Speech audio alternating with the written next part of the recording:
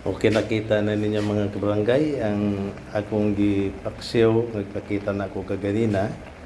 Nagbukal na. Nagbukal na mga kabarangay. Hapit na siya maluto. O nagtanaw ko aning akong giluto ng paksiw ng isda. Gigutom ko. Ni kalit lang akong gutom nga nagtanaw ko nini akong paksiw ng isda. Kaya mo ni akong paborito. O tanawon sa nila to ang kanon. Okay, mao na ni siya ang akong kanon nga kabarangay. Gilungag na ako nga kanon. Siyempre ako gyud nang maghanda sa akong pagkaon tungod kay ako ra mangusa diri sa balay. May laing tao diri.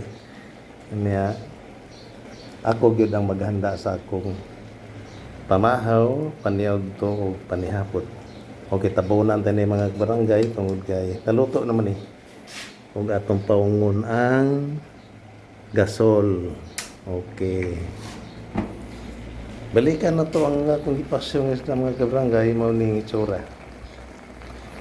nagbukal na, di madugay.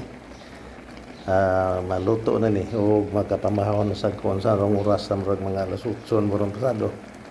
Mao sa broy akong ting pamahaw mga kabarangay. Dinhin lang takutob tungod kay sa dili pa ko mahaw, di pa ko mukaon.